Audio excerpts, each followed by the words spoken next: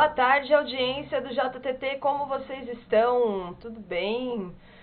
Mais um JTT diário especial de sexta-feira, hoje é dia 10/4 e aqui já começou com as nossas redes sociais, nosso portal desacato.info, visita o nosso Instagram, que é o @portal.desacato, Facebook, portal.desacato, e no YouTube, Portal Desacato, e no Twitter, Desacato Brasil. Veja aí a rede que você mais gosta, a rede que você mais acessa, procura lá o Portal Desacato e seja bem informado todos os dias.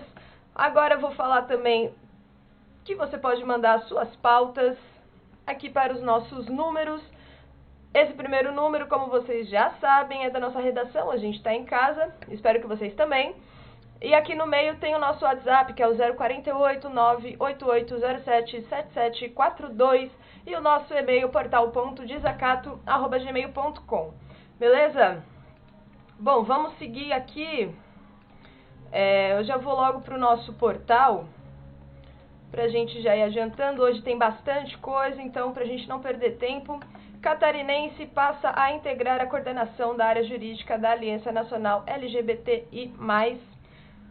Bem legal, acessa aí desacato.info para você ir acompanhando aí comigo. Com certeza quando você abrir o portal já vai ter outras notícias. O nosso portal é alimentado aí pelos nossos trabalhadores e trabalhadoras diariamente. Bolsonaro faz novo passeio pelo Distrito Federal e ironiza aí da hospital. Fui fazer um teste de gravidez.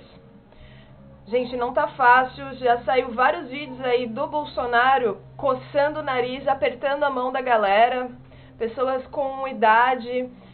Assim, sinceramente, é uma irresponsabilidade descabível, isso é genocídio aberto, né, escancarado. Vamos ver o que ele falou aqui. Estou exercendo meu direito de ir e vir, disse o presidente. Após andar pelo comércio, farmácia, abraçar, Bolsonaro ironizou o jornalista que perguntou o que ele teria feito em visita fora da agenda do hospital das Forças Armadas, e ele falou que foi fazer um teste de gravidez. Ah, gente, pelo amor de Deus, né? Se Deus existir, ele deve estar de cara. Vamos lá, o curioso caso do não, por Guigo Ribeiro. Tá aí nosso colunista. Lições de geopolítica para tempos abomináveis, por José Álvaro Cardoso. Tá aí mais um colunista nosso. Muda Mundo, poema de Eliezer, que é falado pela Cláudia Weiman. Hoje também tem poema. Toda segunda, quarta e sexta tem aí a recitação de poemas pela Cláudia Weiman no quadro Letras e Sentidos. Urgente.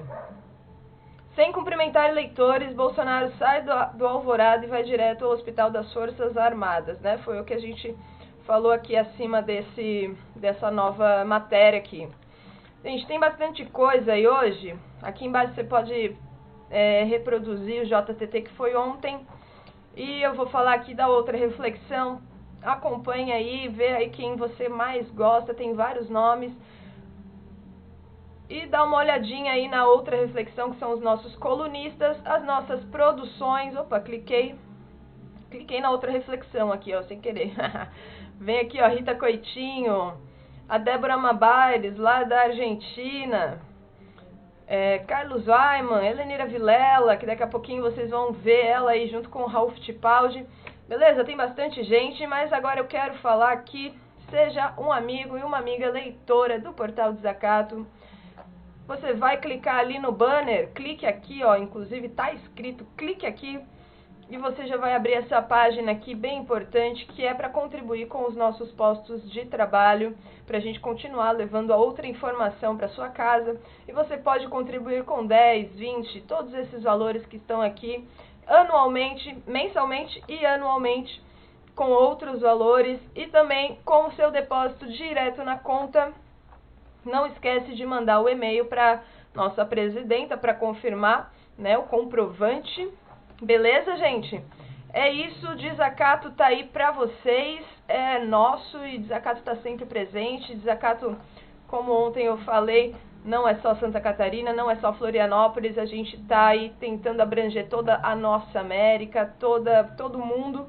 Gente, hoje a gente tem o que aqui, ó? Hoje o título do nosso JTT é Festeja a Páscoa em casa. Como eu falei ontem, gente, já é Páscoa. Tô de cara com isso, né?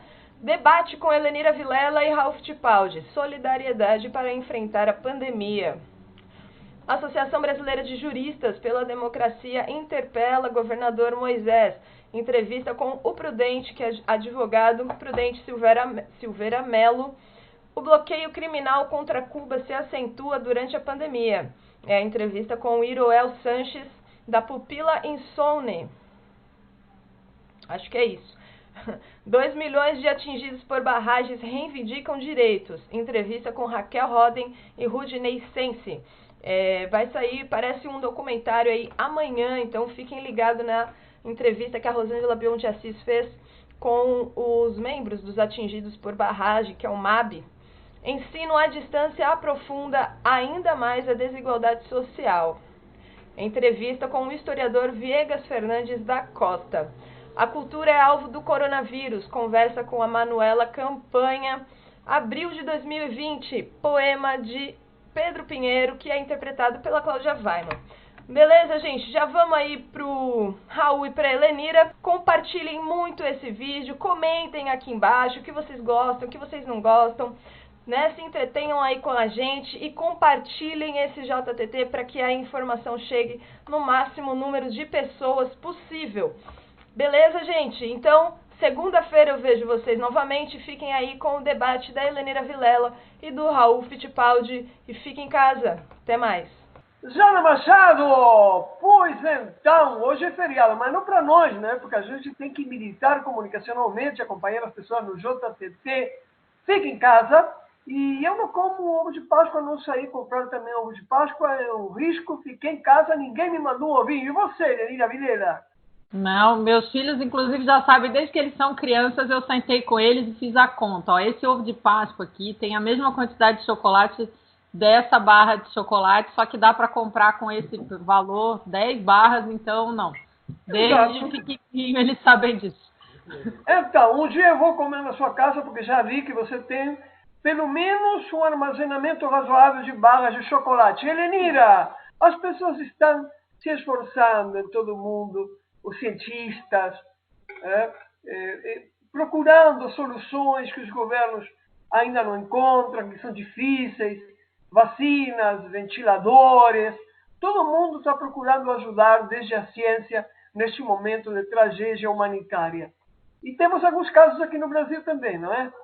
Então, eu acho, a gente conversou ontem, né? É importante valorizar as coisas que são, digamos, exemplos de solidariedade, de valorização da ciência e de compreensão do papel da ciência. Ontem eu li, era um meme, mas você não vê a importância do estudo em história, mas quando a gente avisou que era fascismo, você não acreditou, e olha aí o que a gente está vivendo, né? Então, eu acho que é importantíssimo a gente valorizar, não são exatamente notícias, porque não são coisas recentes, mas são articulações e trabalhos de universidades, de institutos federais, que acho que são importantes a gente valorizar para a gente perceber que tem muita coisa boa acontecendo, né? Uma das coisas é uma notícia do dia 20 de março, já parece uma eternidade, né? Que um professor de Relações Internacionais da UFMG conseguiu promover uma articulação da UFMG com a Universidade Queen Mary no Reino Unido e a Universidade Hwa-Chong, que é uma universidade que fica exatamente em Wuhan, que é o epicentro lá do espraiamento da pandemia, para elas fazerem trocas de informação, tanto do ponto de vista da organização social, do isolamento dos protocolos de atendimento. Então, e participa dessa coordenação também a Fiocruz, que sempre foi uma instituição de referência mundial em produção de vacina, em produção de tratamento. Então, a gente tem uma articulação que eu acho que é muito importante, que a gente precisa valorizar e que está acontecendo, é um acordo de colaboração importante para todo o mundo, porque a gente vai conseguir desenvolver equipamento, protocolo, forma de atendimento. Bem diferente do comportamento do governo federal com relação à ciência, não?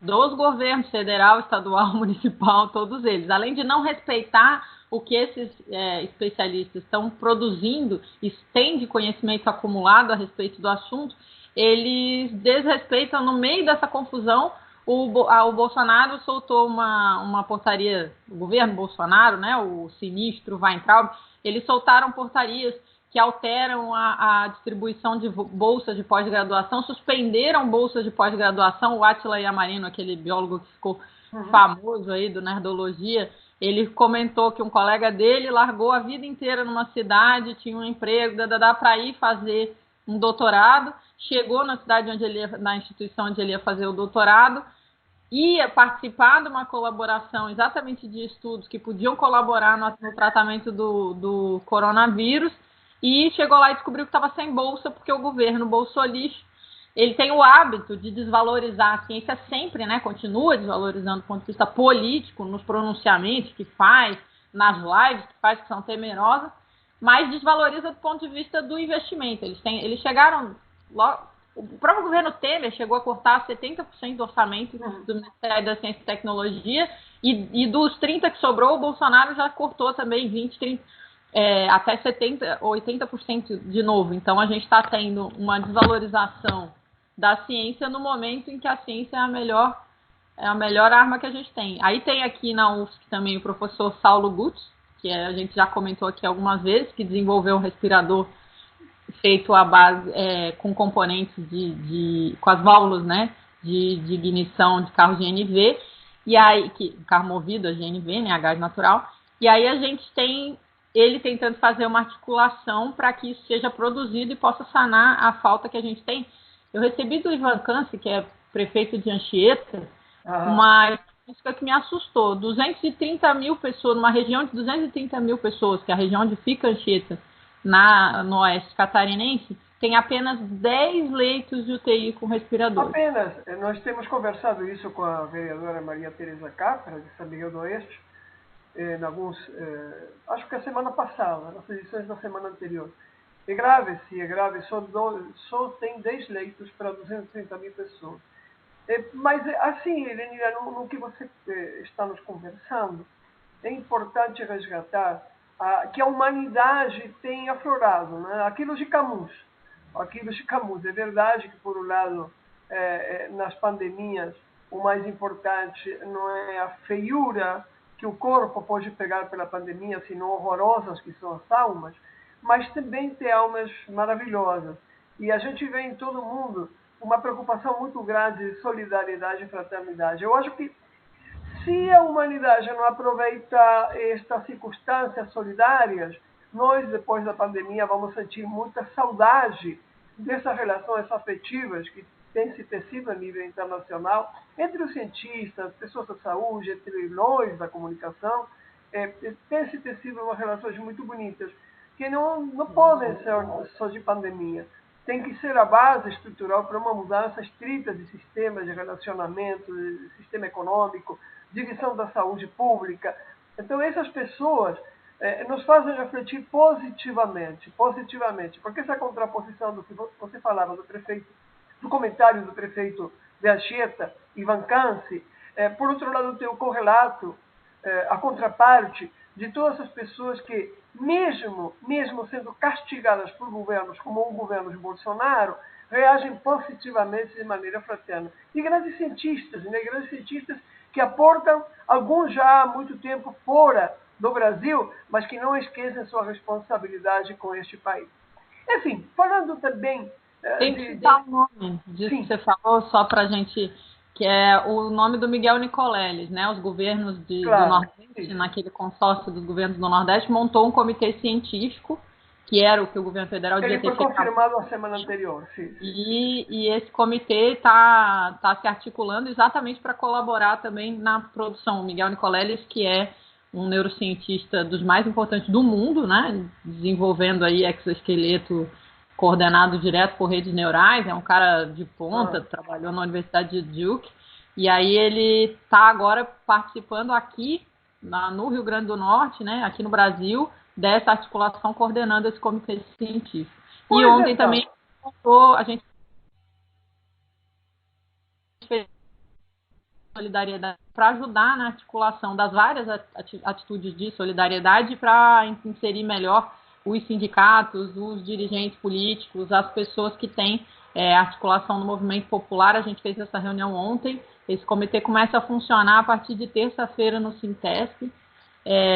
A gente vai divulgar depois, vai ter telefone de atendimento para receber doação, para enviar, para dar informação. A gente vai ter assessoria jurídica, assessoria de assistência social, tudo isso a gente vai organizar, depois eu informo com mais detalhes aqui. Isso, segunda-feira a gente vê isso, inclusive para amplificar as várias ações que vão acontecer em Florianópolis, também no Instituto Arco-Íris.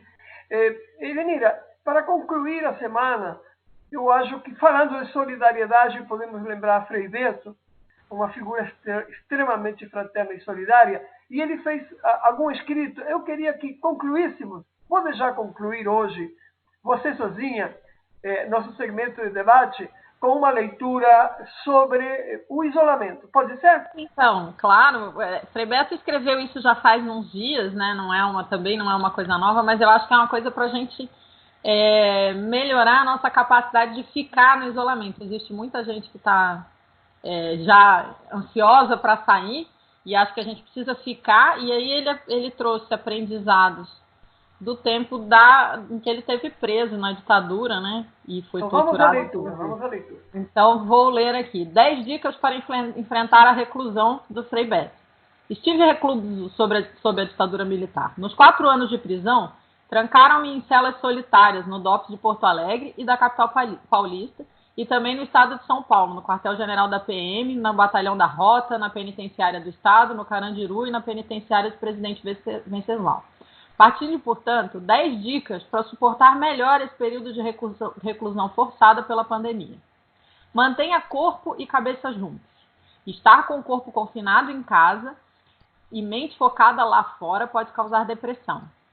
Crie rotina. Não fique de pijama o dia todo, como se estivesse doente. Imponha-se uma agenda de atividades, exercícios físicos, em especial aeróbicos, para estimular o aparelho respiratório. Leitura, arrumação de armários, limpeza de cômodos, cozinhar, pesquisar na internet, etc. Não fique o dia todo diante da TV ou do computador. Diversifique suas ocupações. Não banque o passageiro que permanece o dia inteiro na estação sem a menor ideia do horário do trem. Use o telefone para falar com parentes e amigos, em especial com os mais velhos, os vulneráveis e os que vivem só. Entretê-los fará bem a eles e a você. Dedique-se a um trabalho manual. Consertar equipamentos, montar quebra-cabeças, costurar, cozinhar, etc. Ocupe-se com jogos. Se está em companhia de outras pessoas, estabeleça um período do dia para jogar xadrez, dama, baralho, etc. Escreva um diário da quarentena, ainda que sem nenhuma intenção de que outros leiam. Faça-o para si mesmo. Colocar no papel ou no computador ideias e sentimentos é profundamente terapêutico. Se há crianças ou outros adultos em casa, divida com eles as tarefas domésticas. Estabeleça um programa de atividades e momentos de convívio e momentos de cada um ficar na sua. Medite. Ainda que você não seja religioso, aprenda a meditar, pois isso esvazia a mente, retém a imaginação, evita a ansiedade e alivia tensões. Dedique ao menos 30 minutos do dia à meditação. E por último, não se convença de que a pandemia cessará logo ou durará tantos meses. Haja como se o período de reclusão fosse durar muito tempo. Na prisão, nada pior do que o advogado que garante ao cliente que ele recuperará a liberdade dentro de 2 ou 3 meses. Isso desencadeia uma expectativa desgastante. Assim, prepare-se para uma longa viagem dentro de casa. Que maravilha! Obrigado, Elenira Virgínia, Frei Beto. Maravilha! É interessante isso que está acontecendo, essa solidariedade. Elenira, que tenhas um belíssimo fim de semana. Continuamos com o debate, com muita leitura, com muita comunicação. Continuamos o debate segunda-feira no JTT. Fique em casa. Vai a programação. Feriado, fique em casa mesmo que seja Páscoa, você fica na sua casa e comemora com outra pessoa. Isso. Fica com a programação que destinou para todos nós, Jana Machado. Tchau, até segunda. Valeu, audiência. Tchau, Raul. Nós estamos em JTT especial de quarentena. E hoje, então, a nossa entrevista também é com o Prudente de Melo, que é advogado, professor, um dos membros também da Associação Brasileira de Juristas pela Democracia. O Prudente é nosso conhecido aí também do Portal Desacato, um dos nossos seguidores, apoiadores. Prudente, boa tarde, bem-vindo mais uma vez a esse espaço. Como está você? Aqui no Extremo Oeste está um pouco frio nesse momento. Boa tarde, Cláudia. Não, aqui nós estamos com sol, calor, apesar já de estarmos termos mudado já de estação, mas está quente. Está quente, que bom. Prudente, na verdade na quarta-feira à noite, já era bem tarde quando a gente viu aí que você também colocou na rede social, no Facebook, alguns escritos referentes a uma interpelação judicial do governo aqui de Santa Catarina. Eu gostaria que você explicasse para a nossa audiência o que é isso, o que é esse documento, o que a Associação Brasileira de Juristas pela Democracia também tem feito aí na garantia dos direitos dos catarinenses nesse tempo de pandemia. Bem, Cláudia, a Associação Brasileira de Juristas pela Democracia, ela tem uma representação estadual aqui em Santa Catarina, núcleo, tanto na região oeste como na região sul, como um núcleo estadual. E após debate entre os juristas aqui, entendemos por apresentar uma interpelação judicial. Uma interpelação judicial para que o governador, né, venha a público, depois de idas e vindas, apresentações de isolamento social, aí 3 dias depois ele volta atrás e daí diz que vai discutir com os prefeitos, aí volta a se manifestar e de novo fazendo mais um recuo que pode trazer um prejuízo muito grande para a sociedade catarinense. Sabemos o que aconteceu com o célebre Milão Não Para e o desastre que isso foi, né? Por quê? Porque lá também não se tinha, claro, um planejamento diferente do que aconteceu na China, que logo depois do primeiro momento se fez exatamente uma política de isolamento. Em Milão não se fez. E aqui, essa interpelação judicial tem por finalidade o quê? A interpelação judicial tem por finalidade de que o governador responda claramente para a sociedade catarinense quais são as bases científicas, quais são os estudos técnicos, quais são as condições, quem da comunidade acadêmica, quem da comunidade da área de saúde foi escutada para fazer e adotar medidas de ruptura com o isolamento social.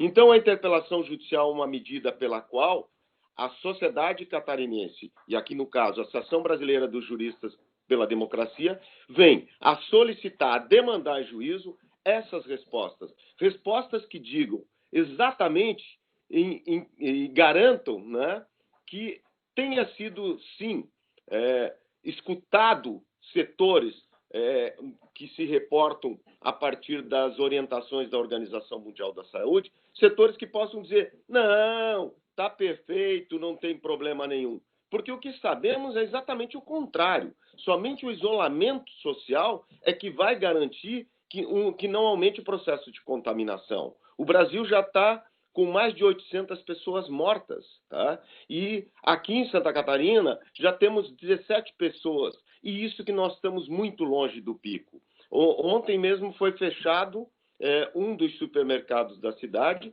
em face da contaminação de 3 funcionários. E o supermercado está fechado para fazer o quê? Exatamente um processo de desinfecção, um processo de garantir asepsia e retorno possível das atividades, porque o supermercado pode ser necessário. Agora, essa situação é uma situação muito grave, porque, ademais, o governo do Estado, ele flexibilizou, tá? Inclusive setores que não são essenciais, tá?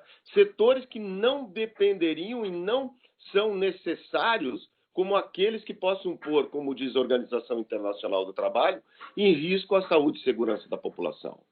Que foi essa portaria de domingo também, né, Prudente? Exatamente. Essa portaria de domingo que flexibilizou o decreto veio para dar continuidade para trabalhar pessoas. Nós temos, sim, que nos preocupar, claro, com a condição de renda das pessoas, e isso o Estado deve intervir para garantir a condição de renda das pessoas. Mas não pode se colocar pessoas como construção civil, tá? Que estão trabalhando lado a lado, os trabalhadores, pessoas que têm um contato direto, como barbeiros, cabeleireiras e toda uma série de trabalhadores autônomos, né? Eles trabalhando, circulando, se encontrando, quebrando esse isolamento social e, consequentemente, aumentando o número de contaminações, o risco de vida de todos os demais pessoas da sociedade catarinense, todos os catarinenses, numa situação. Ademais, a própria sinalização que vem aí de possibilidade de abertura das escolas é outra coisa de extrema gravidade. Prudente, o Estado ele tem algum prazo aí para responder também essa interpelação? Como é que funciona isso também, para a gente ter uma resposta, essa explicação que o governo terá de dar com base nesses dados também técnicos, científicos? Certo. Já foi designado o juiz, tá?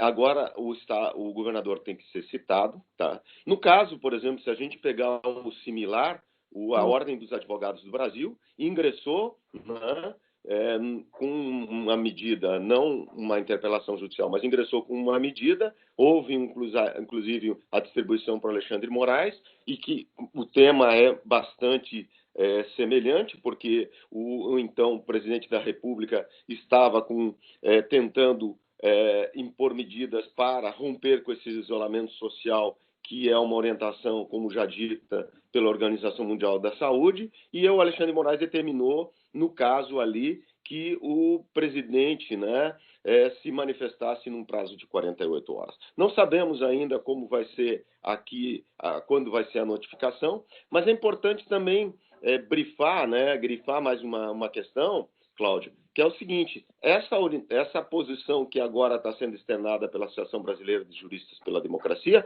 inclusive encontra um determinado eco, está em consonância com o que está sendo compreendido pelo Ministério Público Estadual de Santa Catarina, pelo Ministério Público do Trabalho e pelo Ministério Público Federal, que também, na mesma linha de raciocínio de que nós estamos externando nessa petição, também diverge da orientação e questiona essa tentativa de romper com o isolamento social.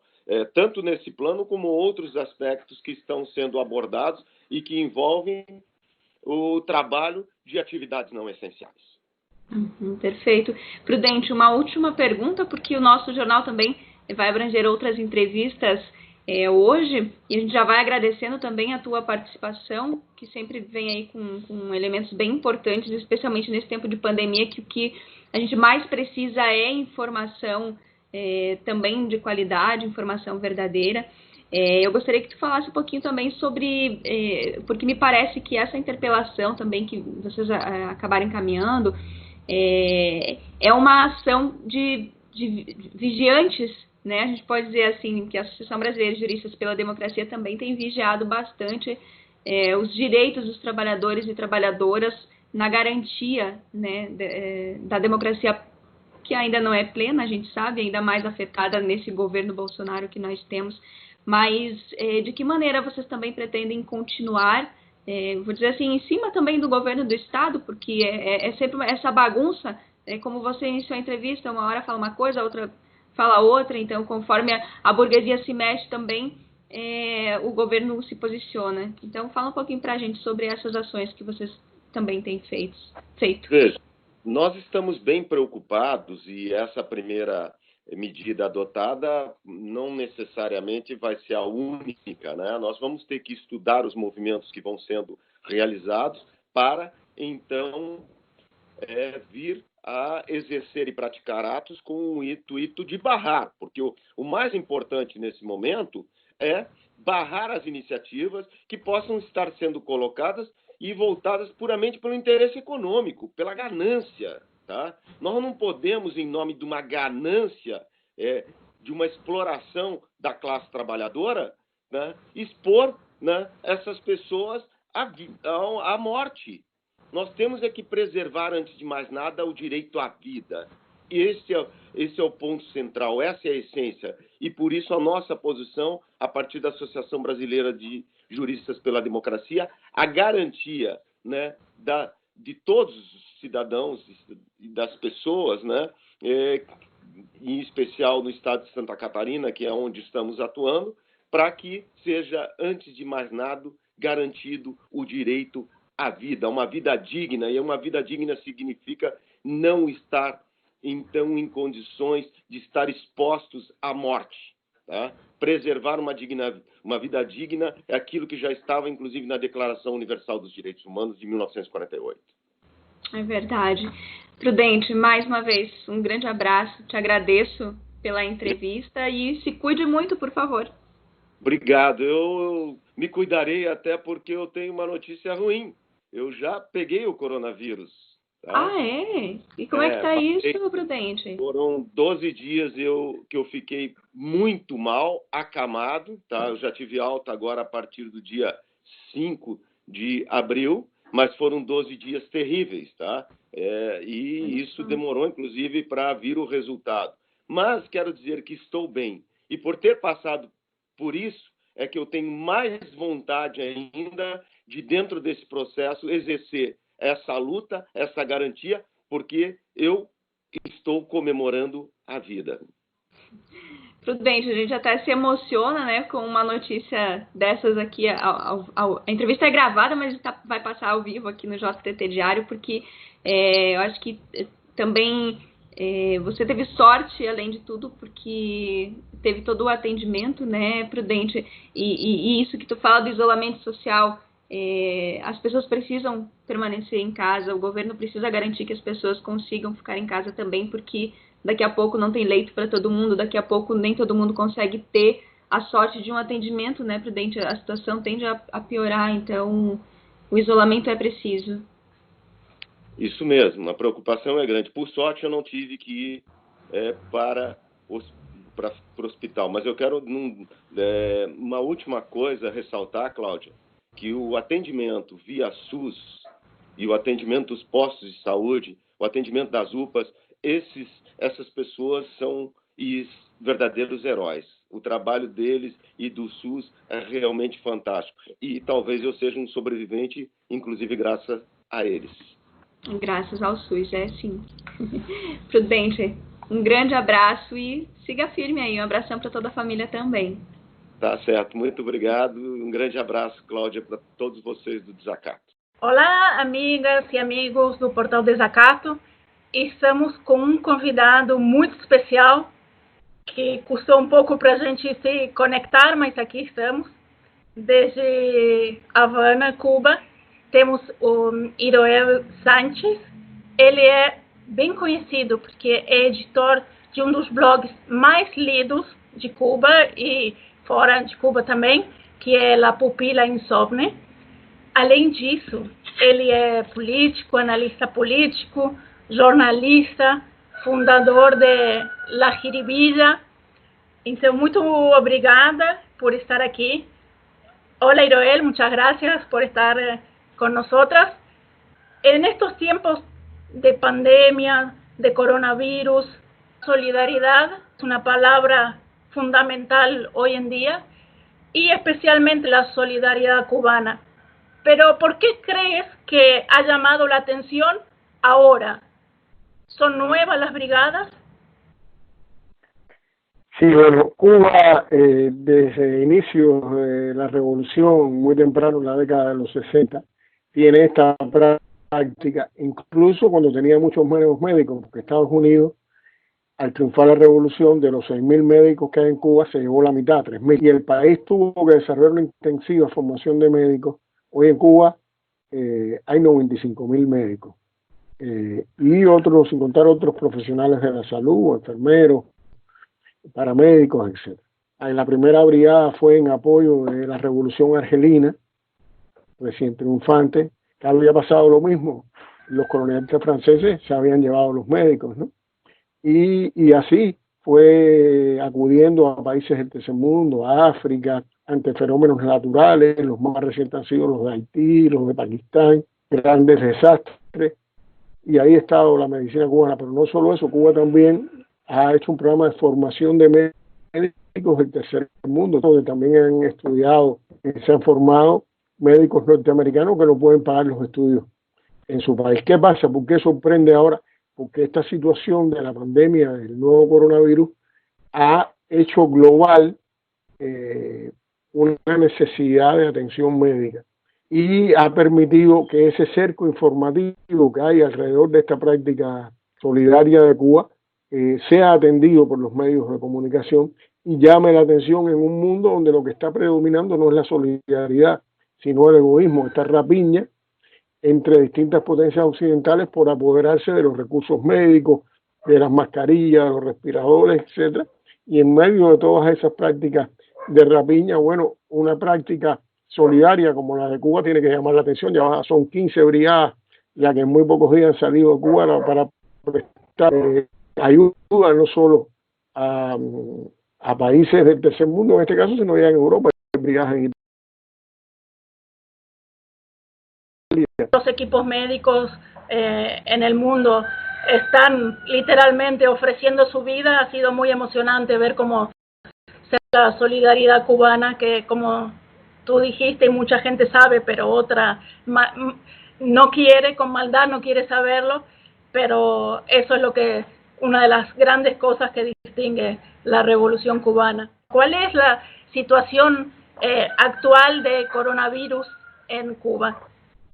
Todos los días estudiantes de medicina tocan todas las puertas, son síntomas respiratorios, y todo en situación no tiene que tener preocupación, porque si lo van a atender, si no lo van a, lo que se convoca es a que lo atienden.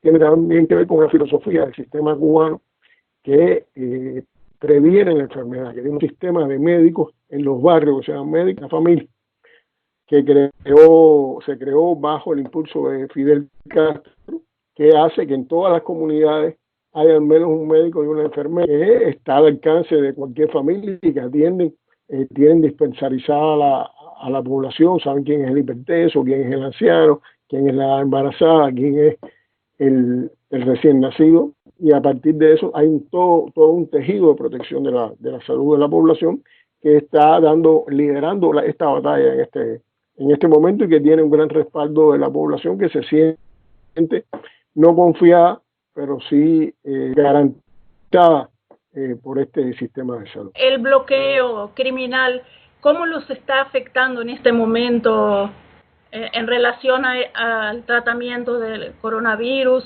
y en general en la vida cotidiana de Cuba? Bueno, el bloqueo tiene 60 años ya. De hecho, ha estado ahí persiguiendo las transacciones financieras, las llegadas de alimentos, de medicamentos, de combustible a Cuba. En el último año, la administración Trump ha reforzado mucho más ese bloqueo, un cerco financiero y comercial que persigue ya no solo las transacciones bancarias de Cuba, persigue los barcos con combustible para que no le contraten a Cuba, para que no lleguen a puertos cubanos. La idea es para el país provocar un caos que haga que la población se rebele contra el gobierno. Y a la vez, también en este último año se han provocado escaseces fruto de toda esta persecución. Pero no solo eso, en esta situación tan difícil, Estados Unidos ha impedido, por ejemplo, una donación de la empresa Alibaba de mascarillas, de respiradores, de pruebas contra el coronavirus, no pudo llegar a Cuba porque una empresa transportista se negó por el bloqueo a transportar esos medios de protección y esos medicamentos de atención que somos a Cuba. Y es algo que ocurre, generalmente no es noticia, pero que ocurre demasiado cotidianamente, lejos de en esta situación. Aflojar el bloqueo, lo que ha ocurrido por el gobierno de Estados Unidos, que se ha reforzado, a pesar de los llamados del secretario general de la ONU, de otros funcionarios de la ONU, del Parlamento, de partidos políticos. La práctica del gobierno de Donald Trump ha sido apretar más con la esperanza de que la enfermedad y el hambre derroquen. Cubano, eso no va a ocurrir. Lo que ha sucedido en estas circunstancias que se ha fortalecido a partir de la eficiente gestión del gobierno cubano en el enfrentamiento a la enfermedad, el consenso de la sociedad cubana alrededor de su gobierno y de su liderazgo. Muchísimas gracias y hablaremos más adelante a ver cómo sigue la situación. Esperemos que sin coronavirus y sin bloqueo. O sea, que Un sea saludo, muy muchas gracias. pronto. Muchísimas gracias. Olá, Raquel, seja bem-vinda ao JTT Fique em Casa, a produção, né, da nossa cooperativa comunicacional Sul do Portal do Zacato, nesse momento de isolamento, para a gente não parar a produção de conteúdos. Então, a gente não parar de trazer temas como movimentos atingidos por barragens. Então, nós vamos fazer hoje uma matéria que vai ser editada aqui em duas partes. Primeiro, nós vamos conversar com a Raquel Roden, e logo em seguida a gente vai conversar com o Rudibert Sense, que também é militante do movimento dos atingidos por barragens.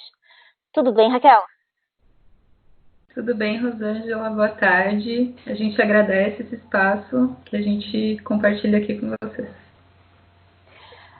Raquel, eu queria começar a nossa conversa com você nos atualizando sobre essa questão em que pé estão os processos, né?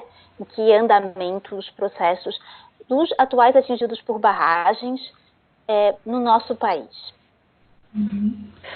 Então, Rosângela, a gente tem atingidos por barragens em todas as regiões, né? Então, a gente tem mais de 2 milhões de pessoas que são consideradas diretamente atingidas por barragens, né? Mas a gente sabe que esse número é super subestimado, assim, né? Então, são muitas mais pessoas que são diretamente atingidas.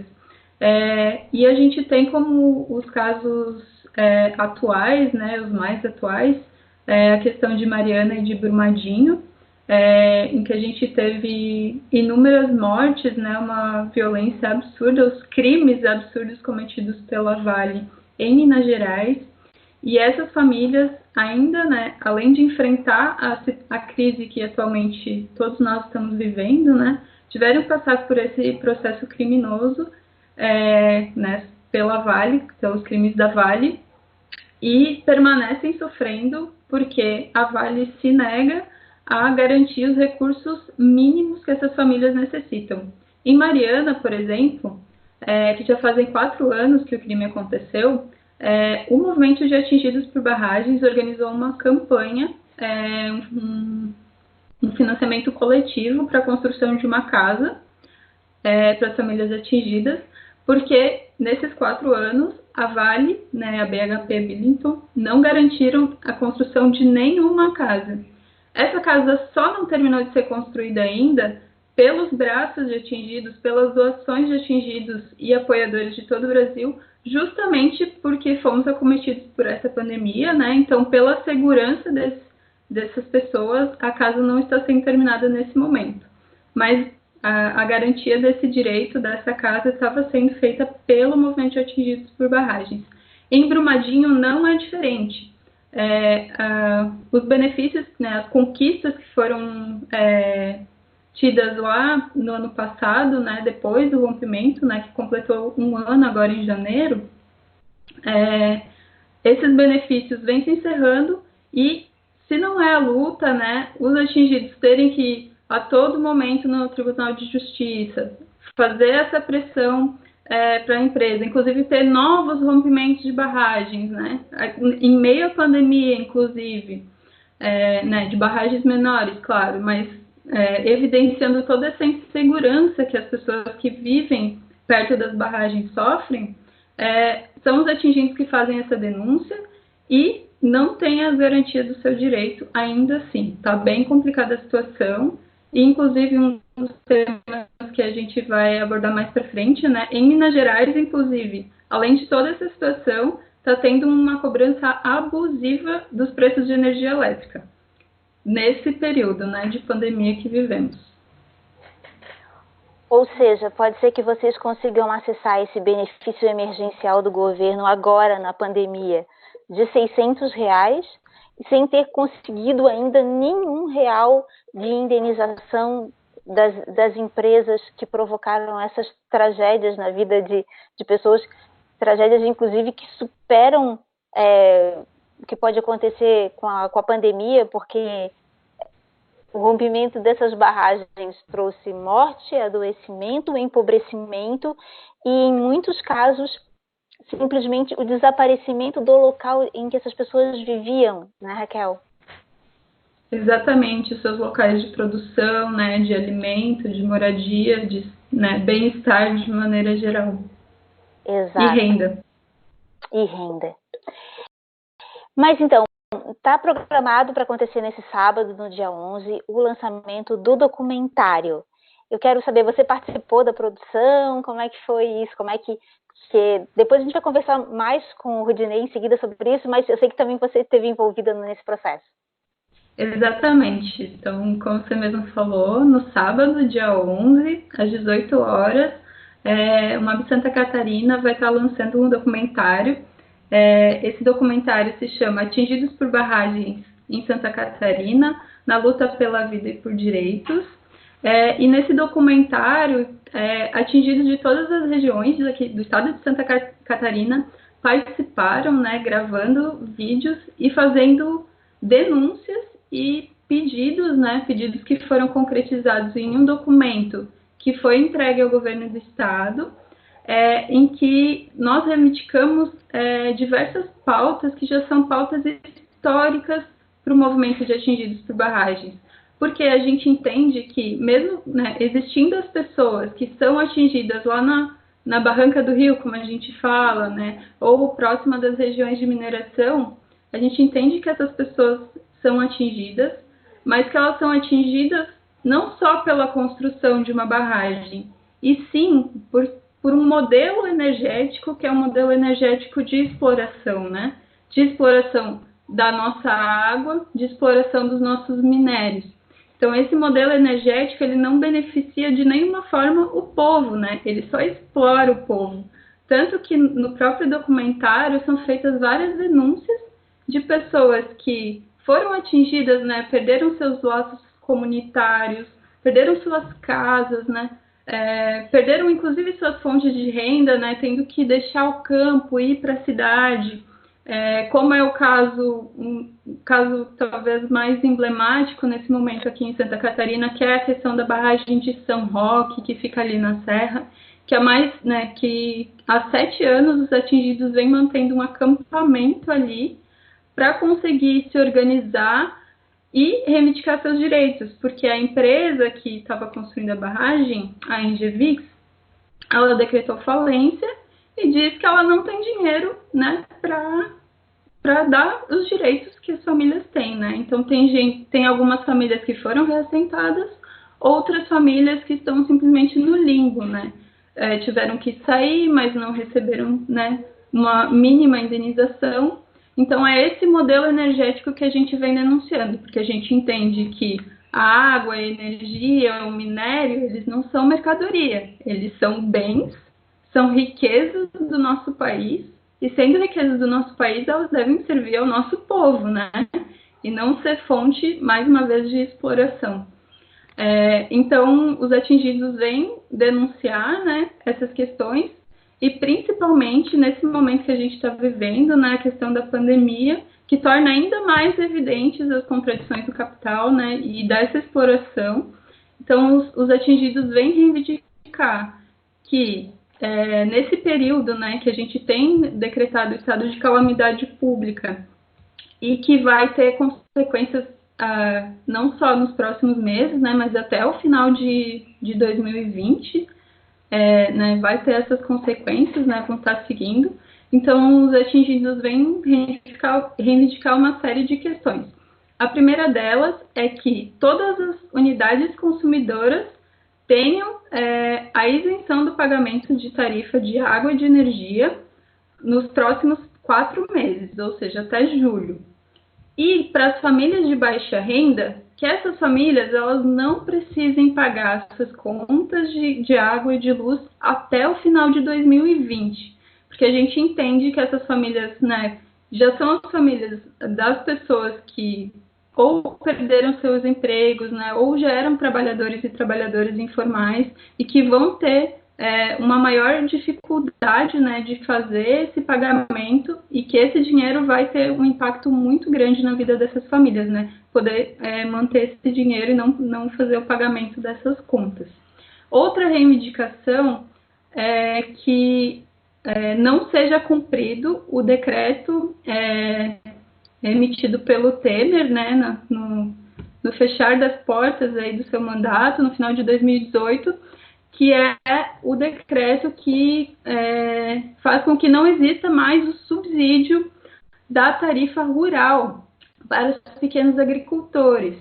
E a gente sabe que Santa Catarina é um estado que tem agricultura familiar bastante forte e existem muitas famílias afetadas por esse decreto. Então, uma das reivindicações que são feitas aqui é justamente essa, porque esse decreto não seja cumprido. Porque a gente também entende que esse dinheiro, ele movimenta os municípios, né, que têm a pequena agricultura como sua fonte de renda. Então, se as famílias não estão gastando, pagando isso em conta de luz, elas podem estar contribuindo na movimentação financeira do município também. Assim como a questão da água. Correto. Então, Raquel, te agradeço muitas informações. Agora a gente vai conversar um pouquinho com o Rudinei.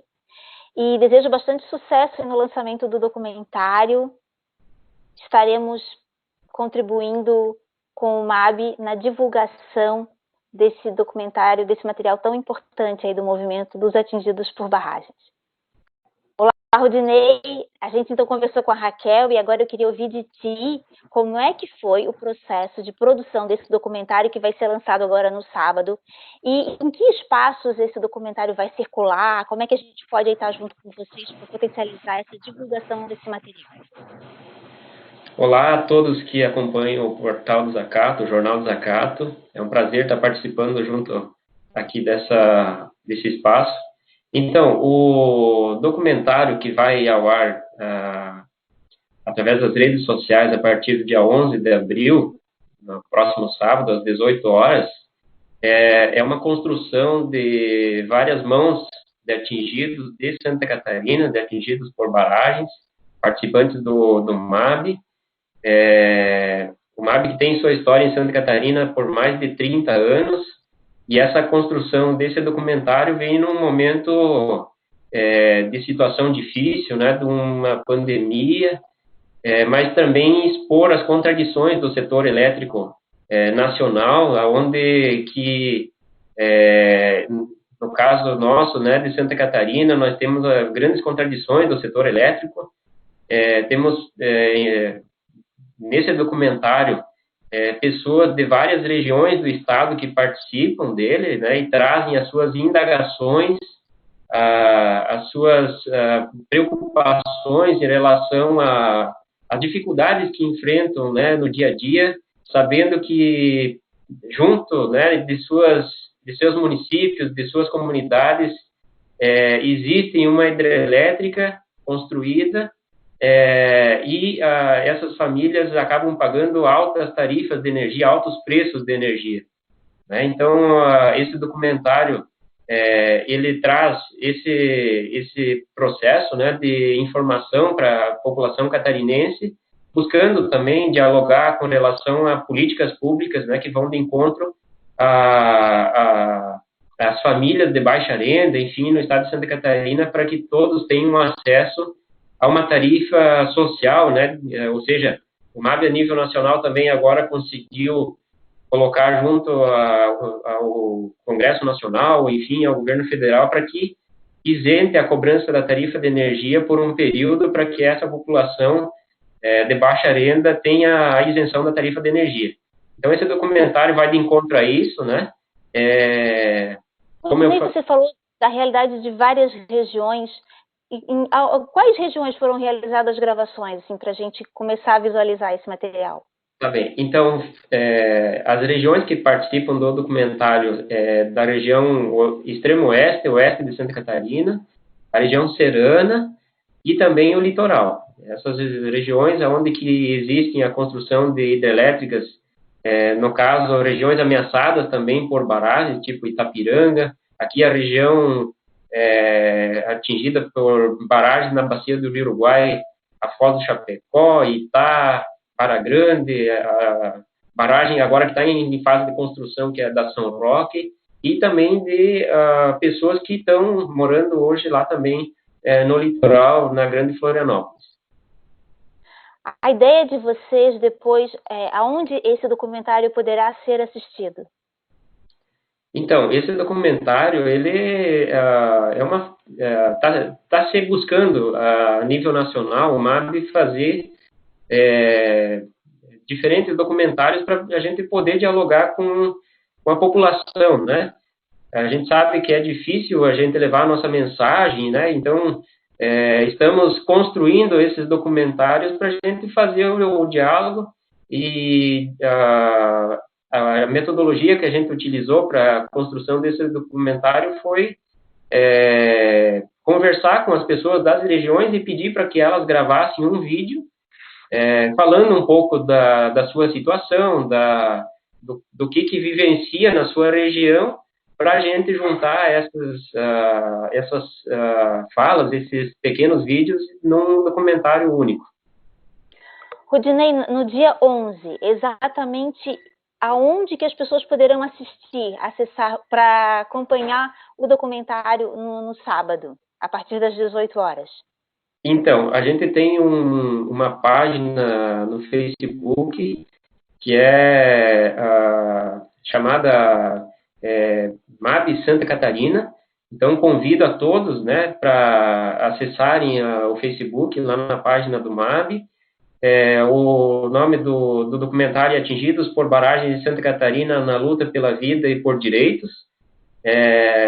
Então, fica o convite aí para todos que estão nos ouvindo para acessarem a nossa página, compartilhar e também deixar seus comentários, participar aí desse diálogo sobre a questão dos atingidos, das tarifas e de outras temáticas que a gente também discute, a questão da água, né, que nesse momento também passamos por uma estiagem, né, em vários estados, e que nos preocupa também esse debate da água.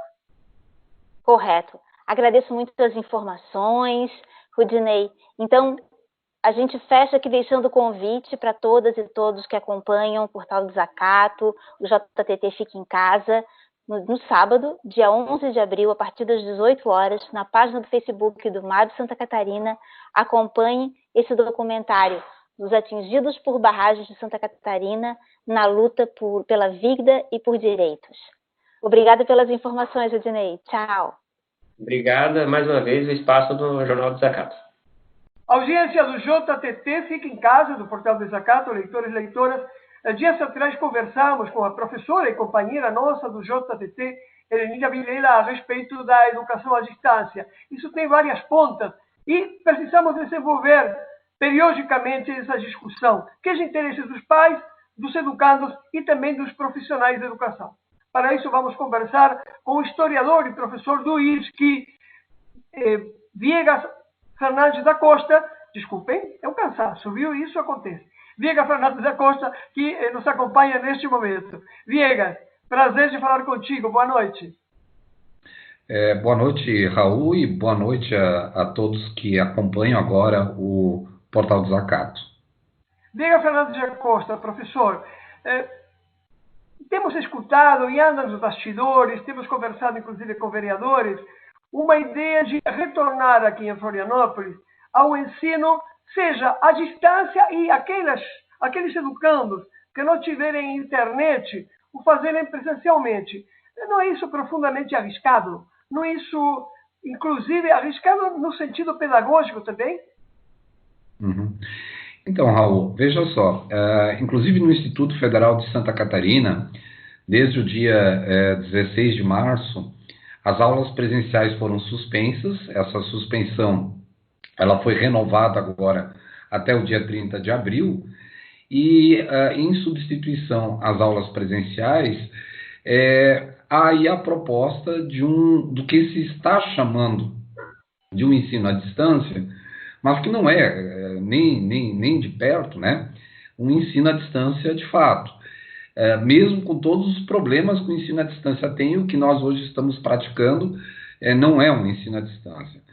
Agora, Raul, algumas questões aqui que precisam ser pensadas, porque a gente vê a imprensa tradicional, a grande mídia, enaltecendo, né, essas experiências de ensino à distância, e a experiência, neste momento crítico, vem nos mostrando que o ensino à distância, ele aprofunda ainda mais a desigualdade social e reduz ainda mais a possibilidade de uma educação inclusiva. E por que isso?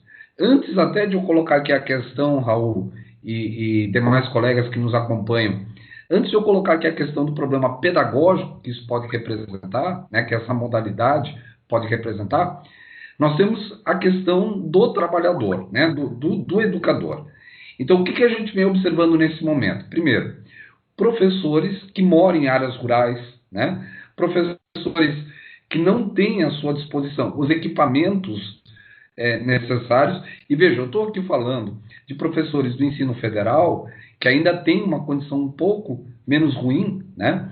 Mas quando a gente vai olhar, por exemplo, para os professores, nossos colegas da rede estadual e das redes municipais, essa questão se agrava, né? Porque você tem dificuldades ainda maiores de conectividade com a internet, você tem dificuldades ainda maiores com equipamento.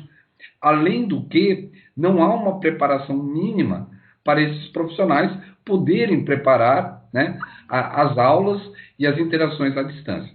Este é um problema, Raul. O outro problema é a questão do estudante, que é o problema maior, né, que é o problema principal, que é a questão do estudante. Da mesma forma, nós temos um percentual significativo de seres humanos que não têm acesso à internet, né? Muitos deles não têm acesso à internet por não disporem de recursos financeiros, né, para ter esse acesso, mas também porque a nossa tecnologia de acesso à internet ela não está preparada e não atende todas as regiões, nem do município de Florianópolis, que vejam, nós estamos aqui falando de uma capital, né? Mas quanto menos para regiões interiorizadas. Hoje mesmo, através de uma webconferência, eu estava conversando com uma colega do campus lá de Caçador, do Instituto Federal de Santa Catarina de Caçador, onde há estudantes que sequer têm energia elétrica dentro de sua casa. Claro. Quanto mais a internet. Então, quando a gente vê esse discurso de está se promovendo uma educação à distância, os alunos estão sendo atendidos com conteúdos e tudo mais, além da precariedade daquilo que está sendo produzido, e não porque os professores não querem produzir algo melhor, ou porque não podem produzir algo melhor, mas porque não dispõem das condições necessárias e nem do tempo para produzir algo melhor, porque você necessita de tempo também para produzir esses conteúdos, que não é a mesma coisa que você dar uma aula presencial, por exemplo, né, Raul? Mas também você não tem ali o acesso do aluno, né? O aluno não tem condições. E também o espaço daqueles que têm condições, qual é o espaço que ele possui dentro da sua casa. Então, nós temos um percentual muito grande de estudantes, Raul, que não vai ter esse acesso, isso falando de alunos adultos, né? De alunos de ensino médio, de alunos de universidade e assim por diante. Quando a gente vai olhar para o ensino básico, a situação fica ainda mais grave, né? Como alfabetizar um estudante, como trabalhar conteúdos com crianças à distância, de forma remota, né? Quando muitas vezes as famílias também não dispõem de condições e nem, né, não é função delas de assessorar esses estudantes. Então, nós temos uma série de situações aí, Raul, que agravam essa condição e prejudicam fortemente a qualidade da educação e que nos obrigam a pensar, inclusive, Raul, na necessidade de se suspender os calendários acadêmicos de todas as redes de ensino, para depois da pandemia nós podermos discutir qual a melhor forma, né, da gente trabalhar isso. Até porque agora, Raul, as pessoas estão preocupadas com a sua segurança, né? É um voluntarismo também exposto dos governantes, das lideranças políticas, e não necessariamente das áreas técnicas.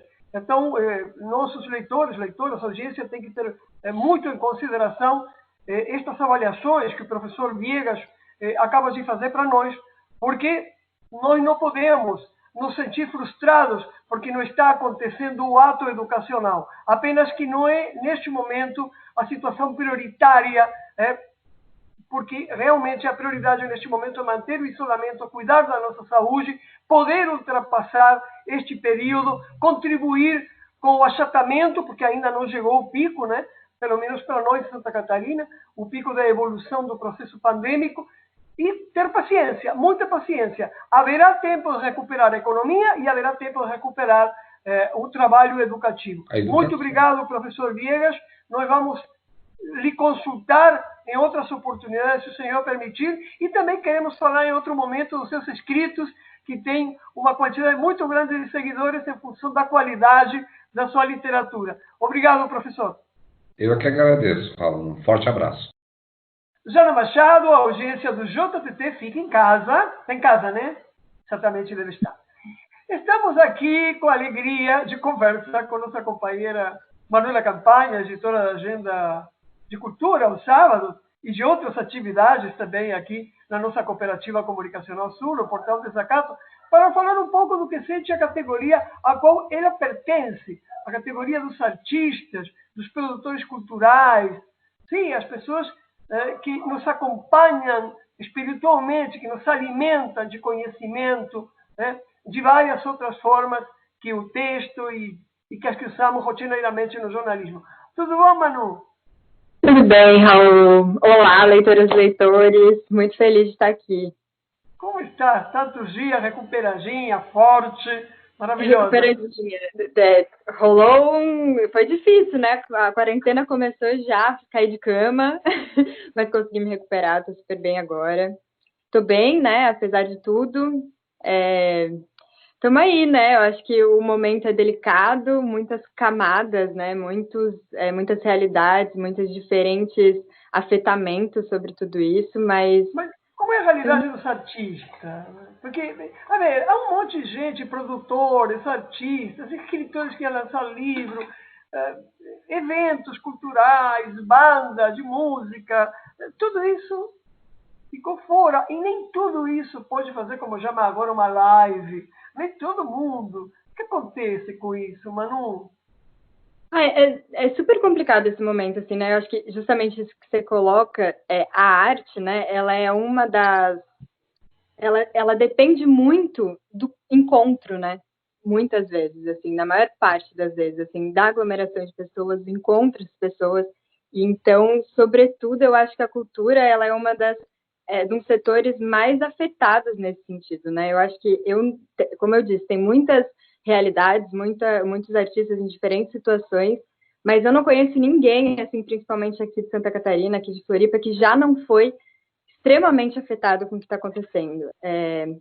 Em vários pontos de vista, assim, porque, como você disse, né, tem muitos festivais que estavam para acontecer. Eu, por exemplo, sou produtora de uma das produtoras daqui, e a gente tinha um festival que estava para acontecer agora, então tem a questão do prejuízo financeiro, lógico, mas também é importante entender tudo que está em volta, né, do setor cultural, assim, não é só o show que vai acontecer, mas é toda a pré-produção que já estava sendo feita meses antes, né, é um trabalho que se perde, que vai ter que ser reconstruído daqui a um tempo, tem, sei lá, eu sou atriz também, o teatro, tem muita gente que depende de bilheteria, muitas sessões, muitas peças foram canceladas, e essa questão de não ter uma perspectiva de quando vai voltar, né, de conseguir se planejar, enfim, são muitas as oficinas, peças de teatro, shows, festivais de cinema.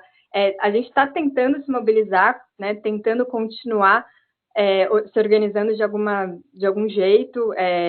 Tem festivais que conseguem ainda se manter em produção, fazendo aquilo que pode até o momento de conseguir acontecer, mas muita coisa se perde, né? Muita coisa a gente realmente não tem como dar conta.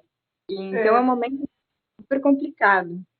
Manu, eu acho que nós vamos ter que pensar de alguma forma, porque faltam 2 meses, pelo menos, pela frente, e porque nenhum de nós, conscientemente, não sei, aqueles pragmáticos empresários, conservadores, das elites, dos grandes veículos de comunicação, grandes produtoras culturais, mas nós, os que trabalhamos no setor popular, com outra visão de mundo, não vamos sair igual da pandemia, e nós vamos ter que começar a pensar, aproveitar esta experiência trágica para pensar como melhor servir as pessoas também, utilizando esses meios que nós temos. E aí eu acho que tanto o Portal Desacato quanto o JTT, que é a produção do portal e da cooperativa, temos que pensar alguma coisa, Manu, sem prometer nada para o público, mas pensar alguma coisa que possa melhor servir com abrigo o alimento, que significa a cultura, que é o alimento não só espiritual, o alimento ideológico, é o alimento profissional, alimento gregário, de reunião. E aí, bom, nossa Manuela Campanha certamente vai pensar alguma coisa em conjunto com nossa equipe para isso. Manu, é uma alegria muito grande para mim. Vontade de te dar um abraço, né? Tanto tempo já que a gente não se vê, desde a redação aberta. E feliz de que tu estejas bem, muito feliz de estiver.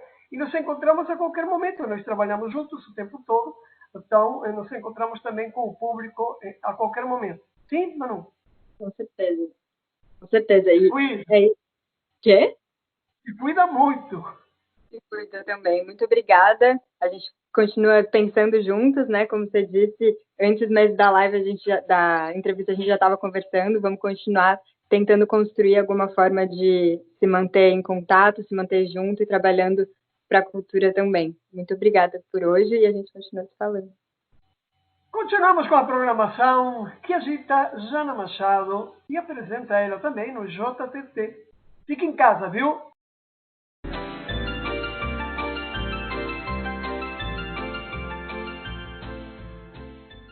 Quando isso passar, sentarei na varanda, um sorriso, um olhar, ver o mate que anda. Vai a cuia sem medo, a conversa alimenta o contato dos dedos, a esperança acalenta. Quando isso passar, o encontro da vida, um abraço para dar quanta gente querida. Uma gaita, um violão, uma roda de amigos, é poema, é canção, é sustento, é abrigo. Quando isso passar, não quero mais saudades. Vão nas ruas andar, respirar, liberdade. E você, o que vai fazer quando isso tudo passar? Esse poema é do trovador de São Miguel do Oeste, Pedro Alves Pinheiro, que no final do ano de 2019 lançou seu disco Um Outro Olhar do Sul, trazendo uma outra reflexão a partir do sul do Brasil, das canções e realidades do sul do país. E a gente já fez algumas matérias, alguns vídeos aí com ele também, você pode acompanhar no portal Desacato. Outro dia a gente escrevia sobre a importância também da valorização dessa arte. Os artistas precisam sim da nossa solidariedade, uma solidariedade que é histórica, mas que nesse momento precisa ser ainda mais fortalecida. Então, conheça esse trabalho também acessando aí desacato.info e fique com a gente aqui no JTT Diário todos os dias. Na verdade, de segunda a sexta, no sábado temos o Sábado de Cultura, domingo temos a retrospectiva. Se inscreva no nosso canal do YouTube, também nos acompanhe no Twitter, no Instagram Desacato Brasil e fique com a gente também no Facebook. Um bom final de semana, até semana que vem.